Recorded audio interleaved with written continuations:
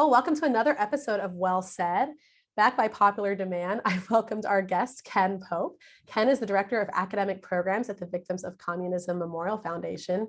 Today, I want to discuss the insidious nature of bias reporting systems on college campuses. You have all probably seen or heard very little about these policies on campuses.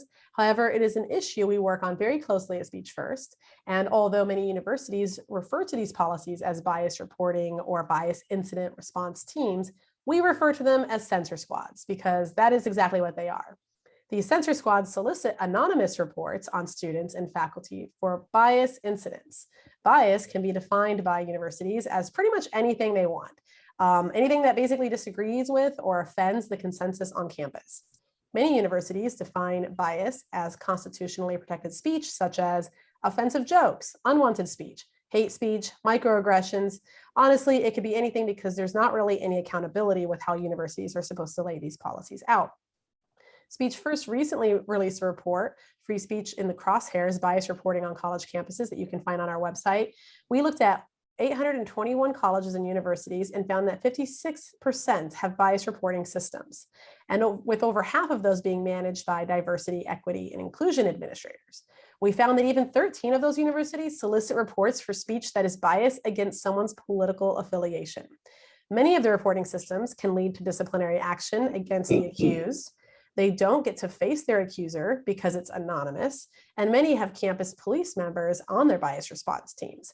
So Georgetown, for example, which I found is an interesting one, has bias incidents listed under crimes you can report on their campus police website. So it's literal thought police at this point. So Ken, welcome back. It's great to have you on. And as someone who is well-versed in global history and has been around totalitarian and communist governments for much of your career, I want to start off by getting your initial reaction on bias reporting systems, or like I said, we call them censor squads, and ask you what it is, if there's anything new about these concepts, if anything at all, what is new, and how does it resemble historical or recent examples in history as a tactic to tamp down on dissent? Right. Well, thanks again for having me on board. These conversations are always very, very interesting. I thoroughly enjoy them and talking to you and your audience. So I think starting with the bias reporting system, or the whole concept of that at a school or anywhere else. I mean, I have to face it, it's not just universities. We have them across the board now in a lot of different places, but it is really no different than things we've seen throughout history. So we saw this. Free speech is typically attacked. One of the first things when you have an organization, say a totalitarian or a communist government, seeking to lock in their power once they've gained it. First thing they want to do is they want to eliminate free speech, because any other idea contrary to theirs is an anathema to them, and it's dangerous to them. It's dangerous to their hold in power. So they take great lengths to go through this system where they can assure their speech is the only one that's heard. So if you kind of go back to, one of the classic examples is Lenin. When he first starts out, one of his first goals is to gain control of the press. So he wants the press first. So he has that, or he gets control of it gradually over time. In 1922, he creates this censorship bureau called Gavleet, which means nothing could really appear in print or on the stage without the Gavleet stamp of approval. So this board approves what is acceptable. What was that called again? That was called Gavleet? Glavlit. Glavlit. Oh, okay. Yeah. And I can send you some information about that. Yeah, that's so interesting.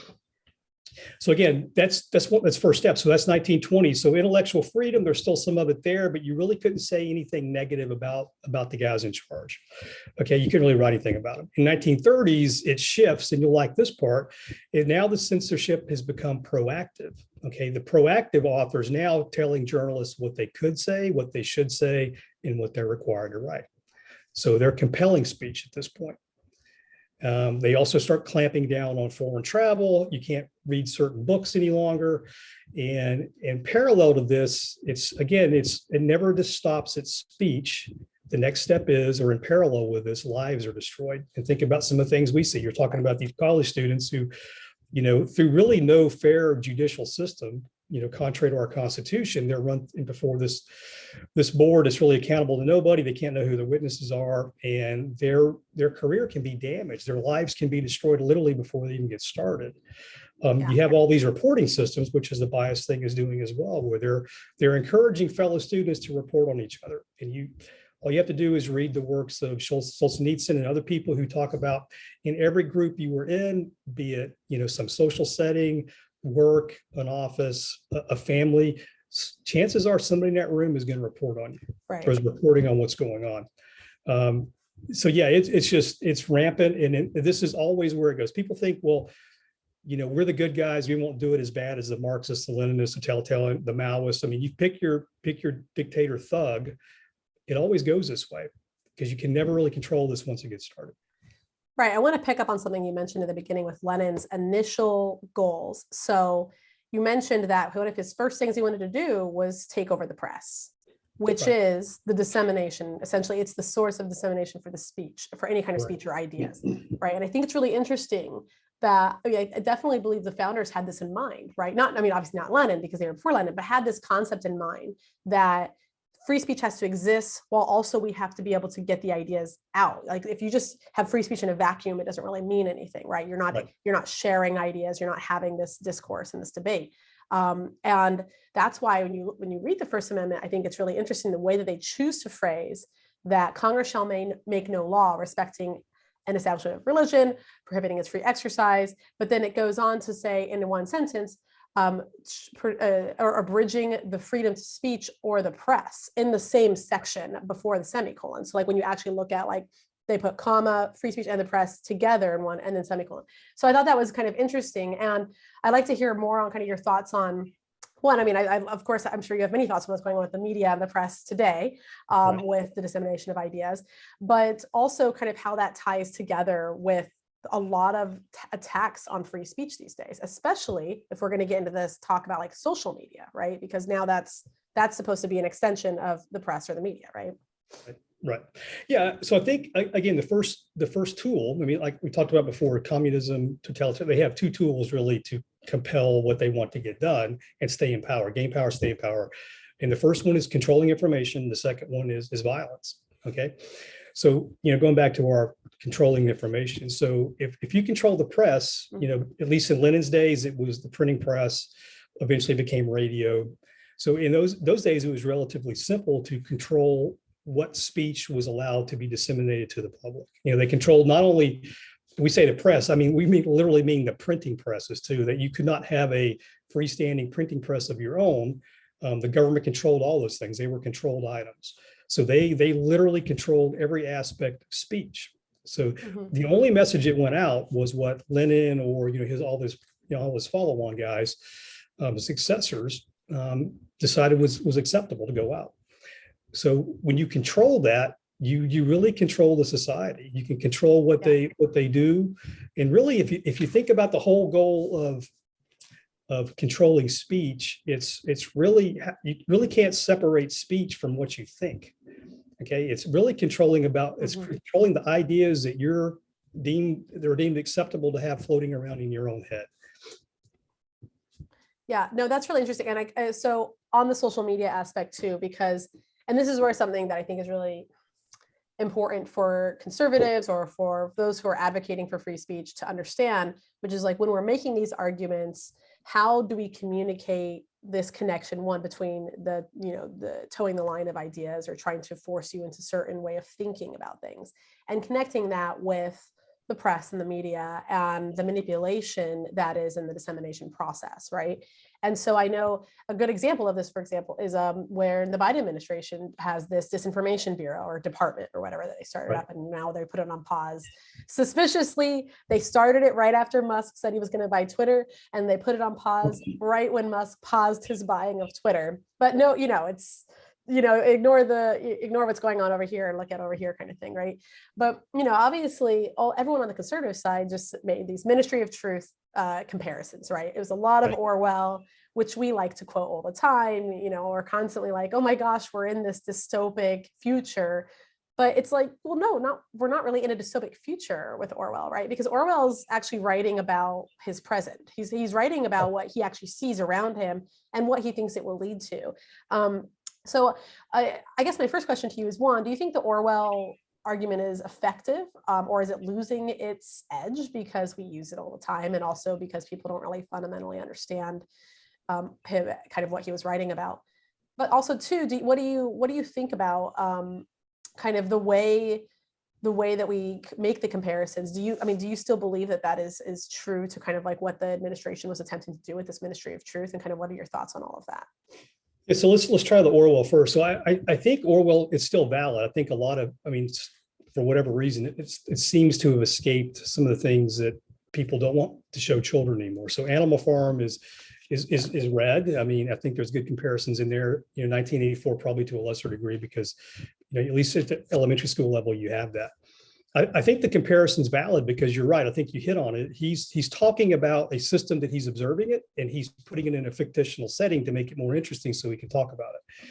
And obviously to sell books too. So he's trying to tell a compelling story, and he does a great job doing that. And I think that's what we, at Victims of Communism, we're trying to do the same thing. We're trying to tell a true, compelling story about where all this stuff leads.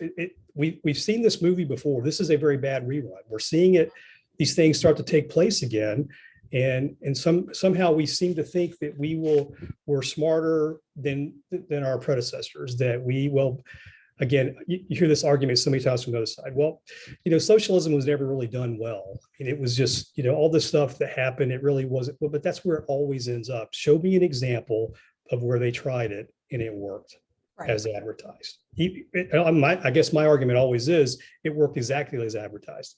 This is what is always going to happen when you have this thing, communism, totalitarianism, when a small group or an individual sits at the top and thinks they can run the entire system by themselves, controlling speech. So I think you hit a very good point a few minutes ago, is when you're controlling speech, you're shutting out ideas. That's the whole negative. You're showing a counter, not just a counter to a bad system, but ideas about how the system can work better. And when you're always trying to shut that down, compel it, then it's the height of insanity. You're killing off information that can make our society and nation better. What's going on with this disinformation board, the social media.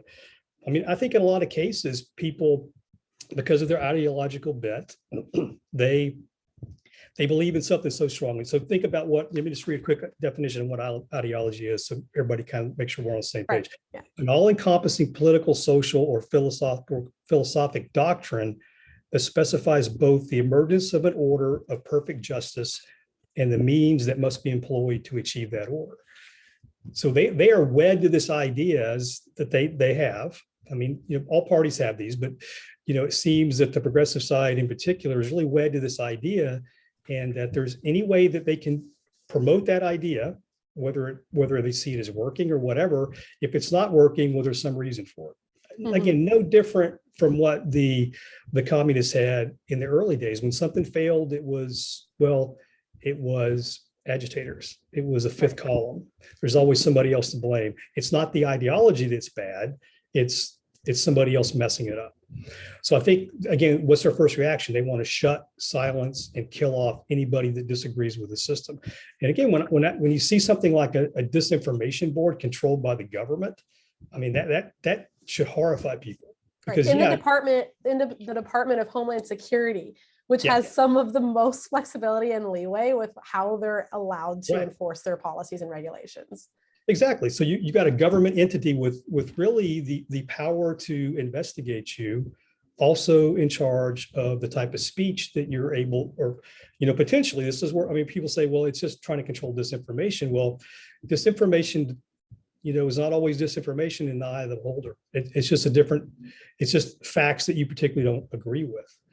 I think that's always inherently dangerous when we have that. Again, free speech, when you're trying to kill that off, is also parallel with killing off of real people. Eventually, that's where all this stuff always leads.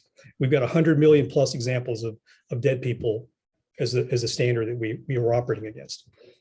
Right. No, exactly. I think that's an excellent point. Okay, so I want to talk a little bit more about kind of just the concept of free speech, and because something I've seen a lot on campuses especially is how the concept of free speech, both of those words together, is actually kind of now being characterized as a negative thing or a hurtful thing. Like I kind of get when people are like, okay, we don't like hate speech. We dislike that it's, or we hate that it's protected by the Constitution, and the Supreme Court continues to uphold this, which, side note, it's because obviously the term hate is very subjective and can be easily applied to an enemy or anyone who's dissenting. But at the same time, now all of a sudden it's like, it's not going just like, oh, we're anti-hate speech. Now it's like we're anti-free speech because free speech is bad. And I find that it's like a really interesting shift that I didn't really fully expect. I saw a sign on Colorado State University's campus that said, if you or anyone you know has been affected by a free speech event, here are all the counseling services available to you on campus, as if a free speech event had actually caused someone emotional or psychological harm. The next sign I saw was in Indiana University. It had kind of those little yellow triangle warning signs, and it said free speech event ahead inside the yellow triangle, as if it was like warning anyone who's going to come up. And then it said ways you can go about approaching this event. And, two of the ways, one was like engage in a non-hostile manner. And the other ways were like, you could avoid it or go around, find an alternate path. And I'm just like, free speech event. It's not just saying we're a university that believes and supports the First Amendment, just so we're going to allow all of these various types of speech because of that. The universities aren't saying that. They're saying, warning, just FYI, don't want you to get, worked up, but there is this free speech event going on. So if you do get worked up, here's some actions you could take. So I'm curious what your thoughts are on all of this and kind of like this negative turn to the concept of free speech. Yeah, I think it's, take a look at it where it's happening. So it's happening especially on campus examples you're giving us. So they're trying to promote the majority rule, where if anybody has a different point of view, and that's kind of the socially accepted construct, then everybody has to fall into that. But really, where's that coming from? And the kind of the list that you're doing, somebody's offended, somebody's afraid, somebody feels like they've been emotionally hurt. So you're setting a very new, very low standard for the society. So it's like, so who is now setting the standard for what's acceptable? The most emotionally fragile, some people who have the inability to deal with, some form of reality, or which seems to be a lot of college students these days. Yeah, exactly. So it's, they can't, they're again, mostly fragile. They've never been told no in their life. So this is a whole new world to them. They come on campus and they're experiencing different ideas. That used to be considered a very good thing, where people come on campus. This is your chance to experiment and try different things. I don't mean all the negative aspects of that, but I mean, learn different things that you've never been exposed to. You come from a certain corner, let's say of Northwest Arizona, for example, and you never really left that part. Now you're in school in say Vermont. So you're meeting a whole different group of people that you've never met before. Mm-hmm. And you have different ideas because it's based on your background, how you grew up and everything else. But now all of a sudden, because you think and see the world differently, you're not allowed to really express that. You got to conform to what everybody else is thinking. And that's the whole thing, I think, is really what it's all about, is conformity. Because if anybody, and I don't really blame the students, I blame the administrators and I blame the faculty, because they enable this. They're enabling people to be crippled as adults.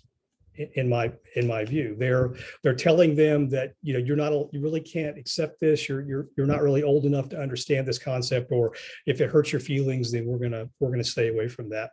And I mean, I've seen it in businesses. The business I used to work at, they used to call people fresh college graduates. They called them all kids. Yeah. And then didn't really hold them to a high standard, and that infuriated me. I'm just like, that is so demeaning, number one, to them. But it's just setting a very low standard for them as an adult. As we want them to be a functioning member of this organization, and we're crippling them because we're telling them they're a kid and they really can't handle, whatever it is we want them to do. And there's so many examples throughout history. I mean, just kind of reading. I was reading something the other day. Audie Murphy. Everybody's kind of heard that name, but really nobody hardly ever knows the story. This kid lied and got his sister to lie to get him into the Army shortly before his 17th birthday. He was denied. I didn't realize he was that young. Yeah, I mean, I knew why he got the Medal of Honor, but I didn't know why he was denied entry into every branch of the service. Thankfully, my branch, the good old Army, saw through that. This 5'0" kid who was underweight, that's why nobody would accept him. There was something inside this guy. And this kid went on to to win basically every medal this country has to offer for valor. And not only that, he goes from a private in the Army to a company commander in combat. And he wins the Medal of Honor, and he's 19 years old. So this guy has done everything all the way up through. He's led men twice his age, probably. Right. And, and that's what young people can do. We can trust them. If we can trust them in our country today, go to war, go to fight, go to defend our nation. But yet we somehow say we got to protect them from a word or an idea or a concept. I think that is so demeaning to these students.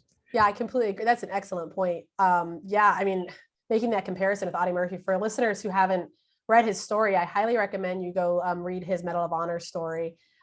Just that story alone, in addition to all the others, I'm sure, is just fascinating. The amount of like bravery exhibited is kind of beyond the pale. And to know that he was like 18 or 19 years old during that time is even more interesting because it's at that age, it's almost like your brain is designed to take these types of risks, because I think we've talked about before on this podcast, like your brain isn't fully developed till like your mid to late 20s. And it's mostly the part that doesn't get developed past your adult age until later is the frontal lobe, which is like kind of like the judgment center.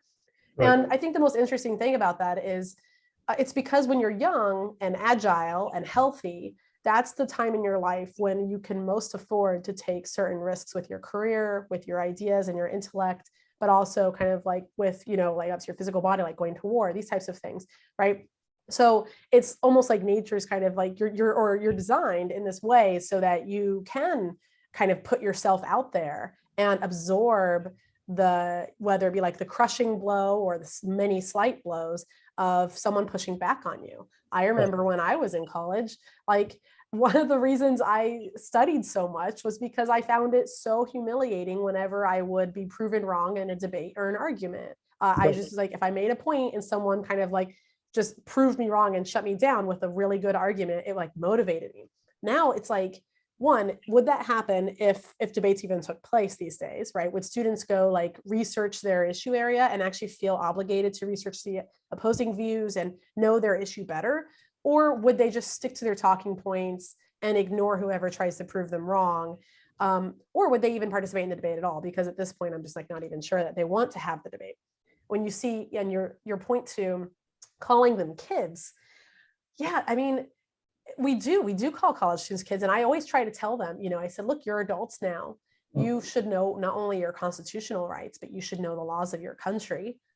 Because guess what? If you get tried you don't want to get tried as an adult for any crime that you commit where you're not even aware that the law exists, right? I mean, there's a lot more at stake here. You're signing a contract with an institution that's charging you $100,000 or more dollars, and you don't know what the policies are, or you don't know what the regulations or stipulations of that contract are. That's fascinating to me that students just kind of like, it's just not even but it's because we treat it as if it's a stepping stone in between being a kid and an adult. We don't treat it as if it's in and itself an adult act. And I mean, we could just talk about that all day.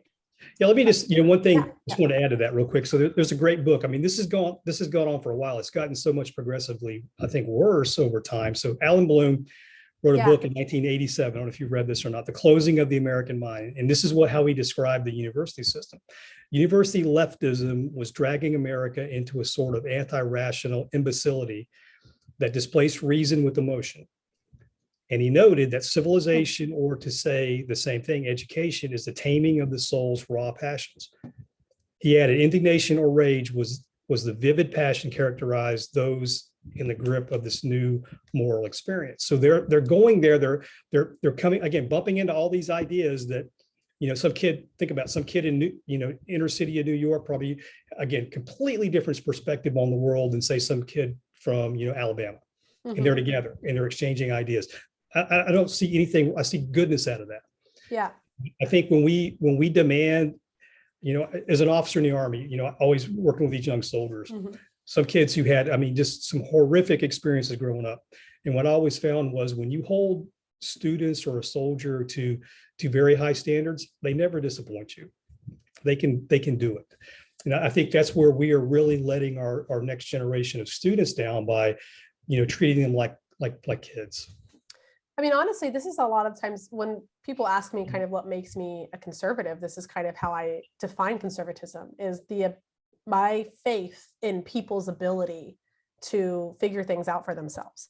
Like, I actually think, we talk about this all the time with politics. It's like these government programs and these government that are kind of designed in the same way, like as you mentioned before at the universities, to kind of cripple individuality, cripple that confidence, right? So that students never really gain that. Well, people in general never really gain that. You have these government programs do the same thing.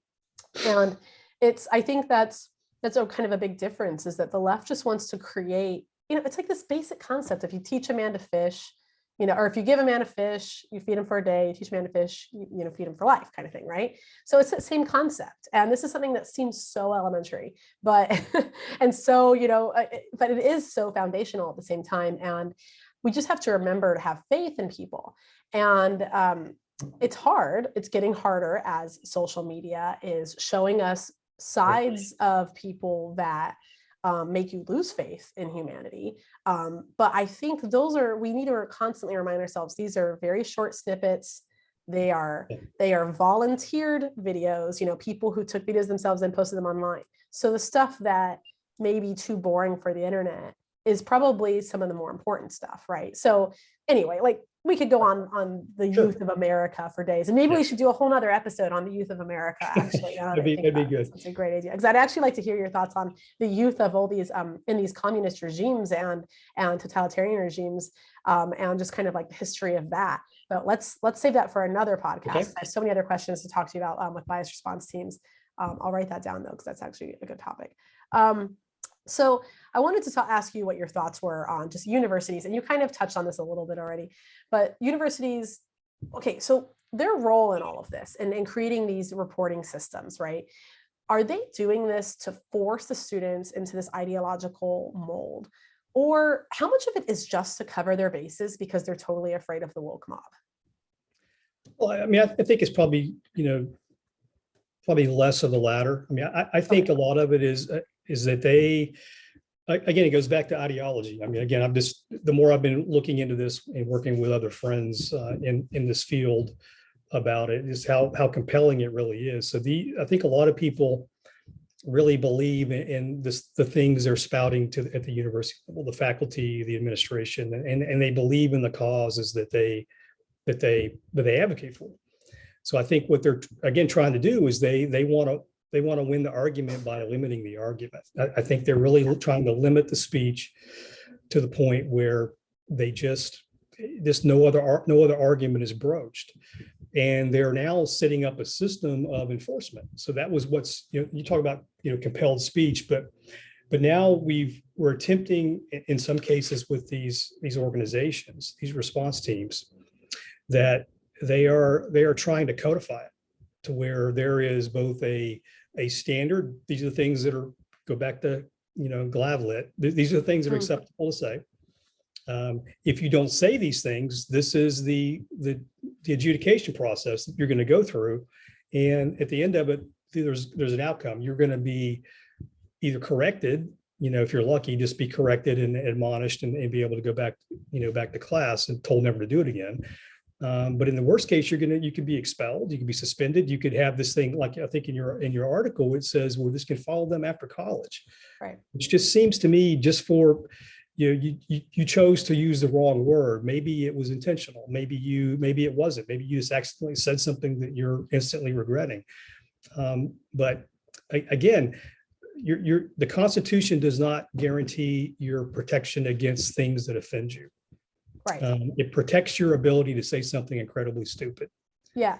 And that's an important point, I think, for folks to remember, is that, it's James Madison who said, for the people to rule wisely, they must be free to think and speak without fear of reprisal. So it's about protecting you from this sense of punishment, like, right, that some sort of disciplinary action is going to happen if you say the wrong thing or don't toe the line in the way that that is mandated. Right. Right. So I just want to. Go ahead. Oh yeah, I just want to kind of switch gears and just talk about like types of speech, because throughout history, there's always been kind of like a societal self-censorship, right? Like Right. we don't cuss in public, or, there's certain, even in the film industry for a long time, there was a lot of very strict standards for like how much skin can be exposed, or the language that can be used.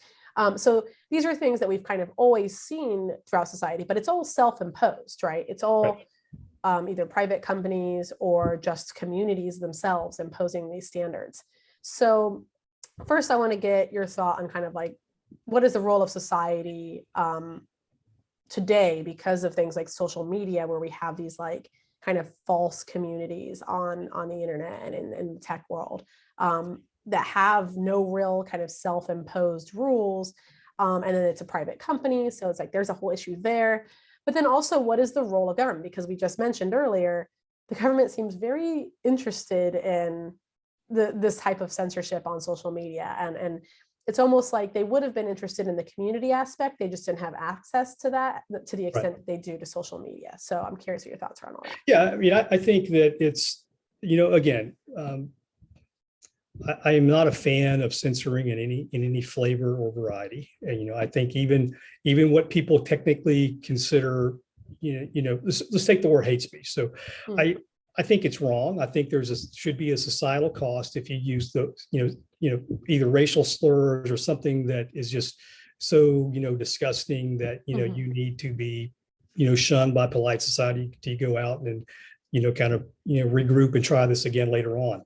I don't really have a problem with that. I mean, I'm not going to associate with somebody that does that. It's just, that's my way of saying, okay, that's a bridge too far. I mean, I'm not going to do it. I think that's probably where it belongs to. I don't think you should have governments deciding what constitutes things that you're now going to be blocked, banned, suspended, incarcerated. You're going to have an HR action taken against you. You're going to have this response board through its natural conclusion decide that, okay, it's no longer just hate speech. It's an idea now. It's this idea that I don't agree with, or this idea that Joe in French class across campus found offensive, and now he sent this report on you, and now Susie is suspended for X number of weeks until they figure some system out for that.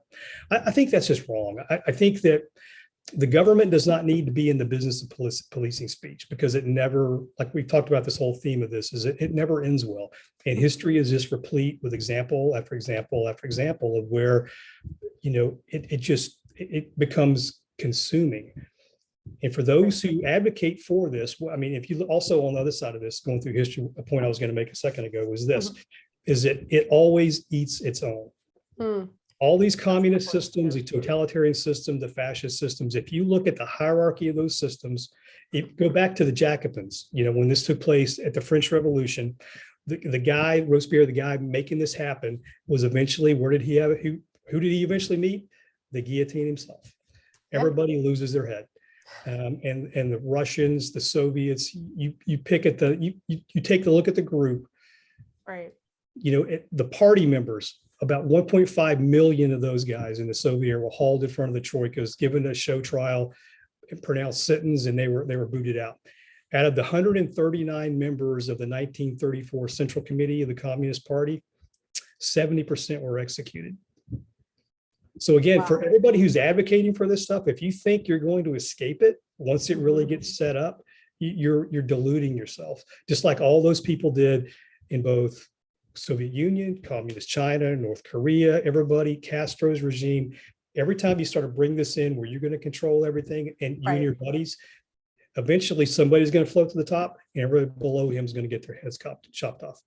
It's how it always works. I think that's an excellent point to make, because I often do even hear on the right advocacy for creating policies that will either limit or tamp down on various types of speech or belief systems and that are opposing.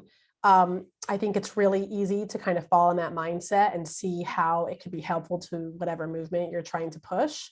But there is a huge difference between societal norms and state-imposed policies and regulations. Exactly. Because once you crack that door open to let the state do it, then it doesn't matter once the state has those abilities. Like DHS is a perfect example of this.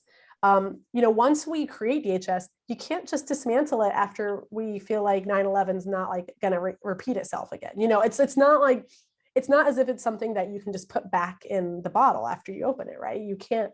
Right. Once you create a government apparatus around this policy, and for example, even if you get Congress to sign on for it or something, it would be very, very difficult to repeal.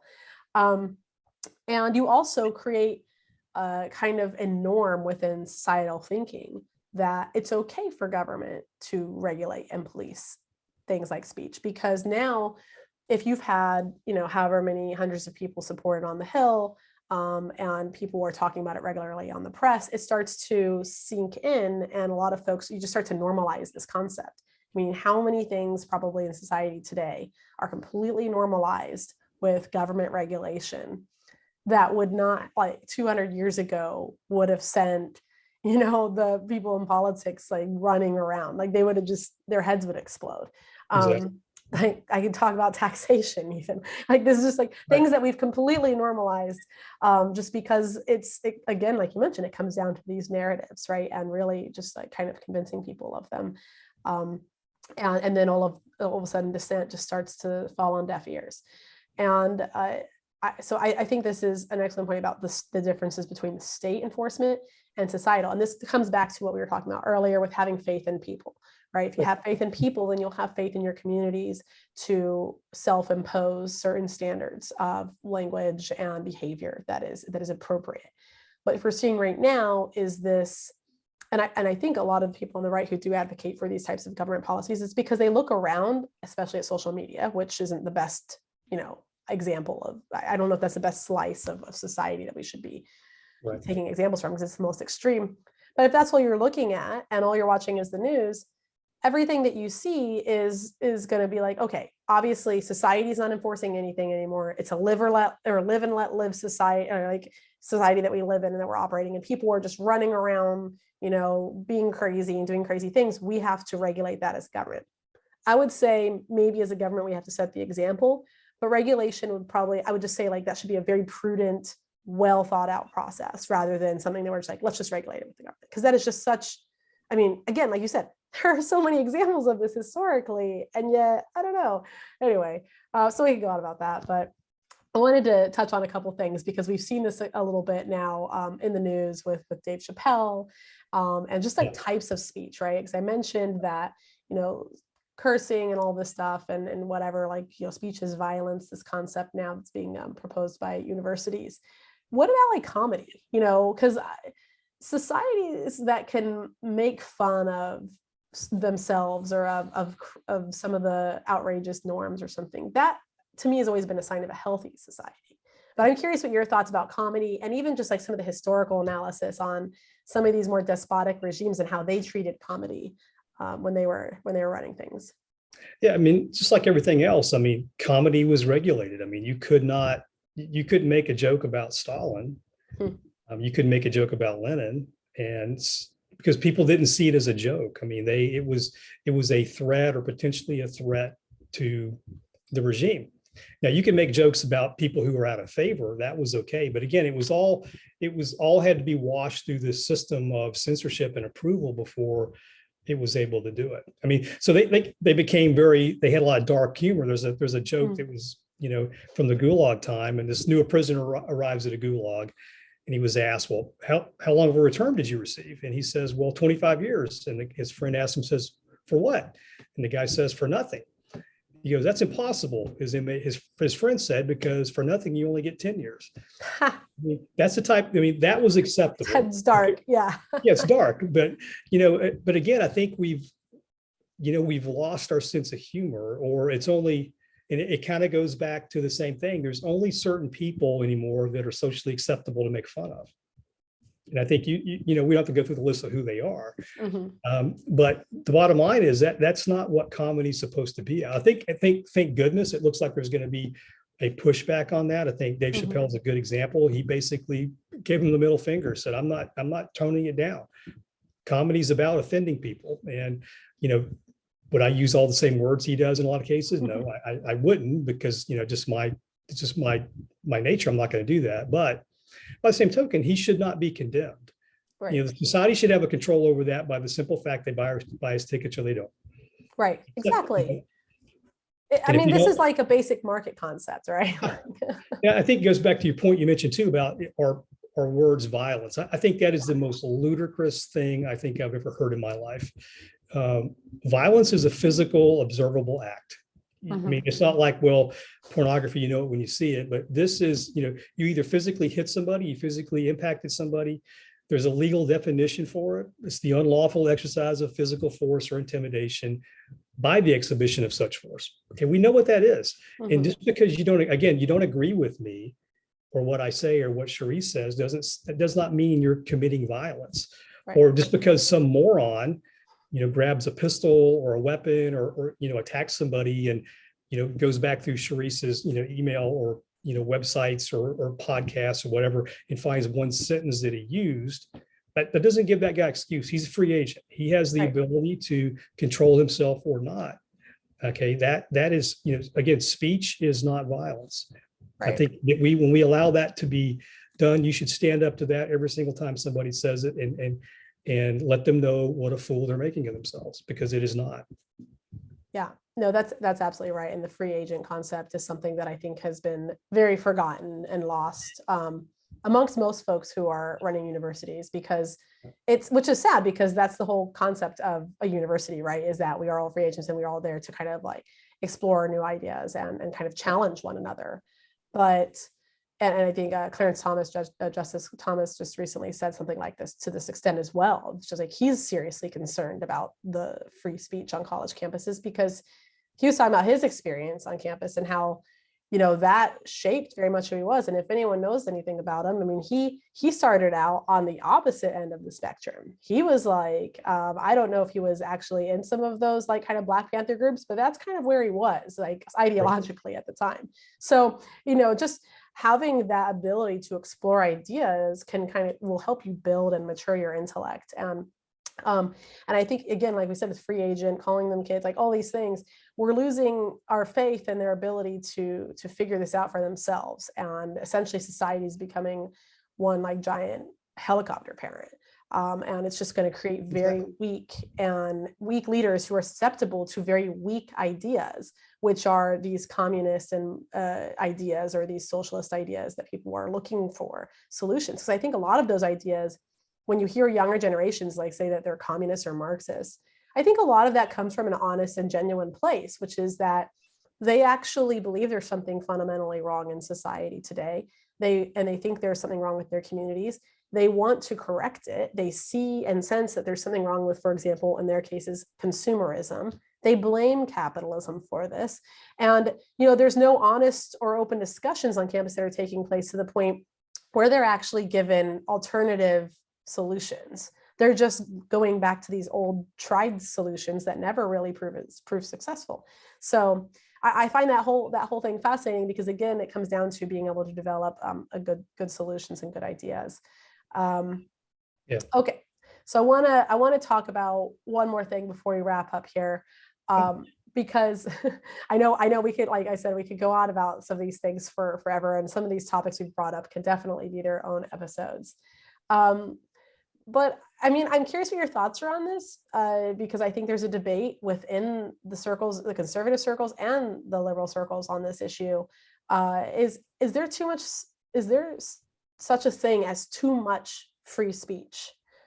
Because we talk about American rights, right? Like, and we can break that into another topic too. But there's this right to free speech. Is there such thing as too much of that? Or do you think the standard that we have right now is like pretty solid and pretty acceptable? I guess simple answer is no. I don't think there's too much free speech. I don't think that's really possible. Now, what I think is everybody should have the right to air their idea, regardless of how offensive it may be to some or how good it may be to others. It really doesn't matter. The point is, in this country, according to our Constitution, we're endowed by our Creator, as somebody who is a Christian who believes in the Constitution. I believe that, the government doesn't give us rights. Right. Our Creator gave us the rights. The government's responsibility is to help us to effectively manage a society for the good of everybody else. It is not to dictate every little aspect of our life. It should be doing very little in our lives. And compelling or enforcing speech standards should be the last thing they ever do. And so I don't think you can ever get to the point where we should have a limit on the amount of speech. I think we just have to realize too that whether it's left, right, Republican, Democrat, progressive, conservative, really doesn't matter. Anybody saying they need to curtail it in some way is wrong. I mean, I don't care which side of the spectrum you fall under. I think we have to realize too that it should be universities especially, our politics should be the free exchange of ideas. Some of those ideas are going to be better or have more value than others, and that's how we should do it. It should be based on the weight and the content of that idea, and our perspective on its ability to address whatever social, political, diplomatic problem that we may have in the world. And I think again, limiting speech limits ideas, and it limits options, and then we're stuck in the same pattern of doing the same thing over and over again.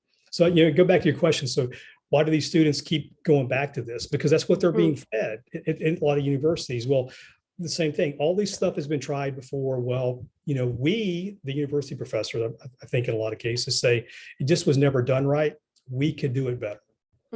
Yeah. And nobody in the past, Lenin, Stalin, Mao's, these guys weren't idiots. They were pretty smart folks. They were very evil.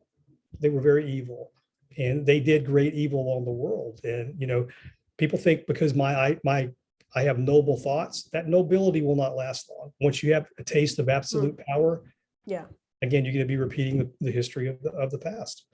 And I think this was Orwell's conclusions when he was writing his stories. I mean, Exactly. He was a socialist in Europe at the time when socialism was kind of like popping up in all these various forms all over Europe, and communism was on the rise. And he went and fought in the Spanish Civil War on the side of the socialists. And he was very jaded after that, because not only did he almost die, but he also noticed that the communists helped the opposing side, the nationalist side, which was kind of like, why are they becoming allies? Why are the communists here helping to fight the socialists? And it's because, again, it came down to this competing ideas. Like the communists did not want other competing ideas. So anyway, that's a whole other story. But I think one of the things that Orwell came back with is like, he didn't like the systems he was seeing. He didn't like the monarchy. He didn't like the parliament. He didn't like at the end, he's just like, didn't like socialism, didn't like communism, because to him, it was all about how power corrupted. And that was kind of the conclusion, I think, he came to, was just, it doesn't really matter what kind of governmental system you have at the end. If the more power that system allows the people at the top to have, the more likely they are to be corrupt. And I think that is the basic concept of power corrupts. And that's something and that's kind of just the design of the United States too. It's like, I think it corrupts everywhere. I mean, you look at all these things on campus, and I think we should endow our students with the ability to listen to things. But I think also there's a converse to that too, is when the students are the ones demanding the silencing of certain speech, the adults in the room should stand up and say no. And it shouldn't do, if you remember back to the Northwestern Law School thing with Jonathan Turley wrote about in one of his articles about, he's got this the guy, the dean of one of the schools, comes up and says, my name is, I'll just use his name because I think he deserves it. He's in an article already. He says, I am James Spada and I'm a racist. Followed by Emily Mullen, the executive director of Major Gifts, who announced, I am a racist and the gatekeeper of white supremacy. I will work to do better. Nowhere in their history has anybody ever mentioned anything about them being a racist, but they conformed to the mob. And when you give a mob power, the mob will always want more and always want more, and nothing will ever be enough. And I feel sorry for those people more than anything else. I literally feel sorry for them, that they have that little self-respect and the ability to think logically, that they would demean themselves in such a manner.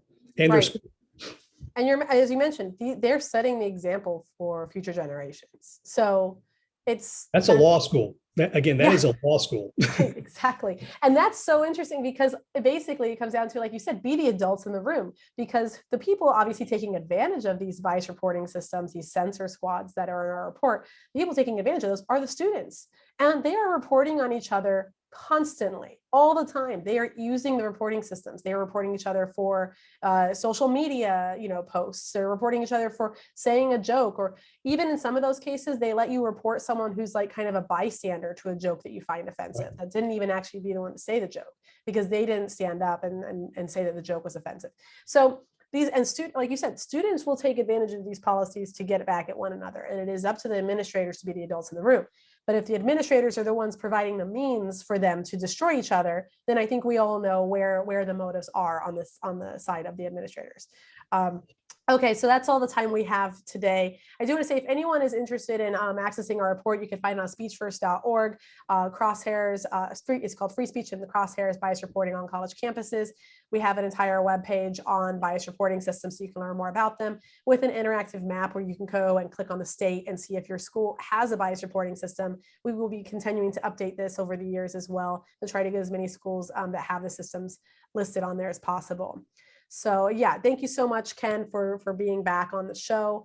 This is Well Said, where we have policy experts, commentators, academic students, and activists. We talk about things like higher ed, free speech, and related topics on American culture and policy.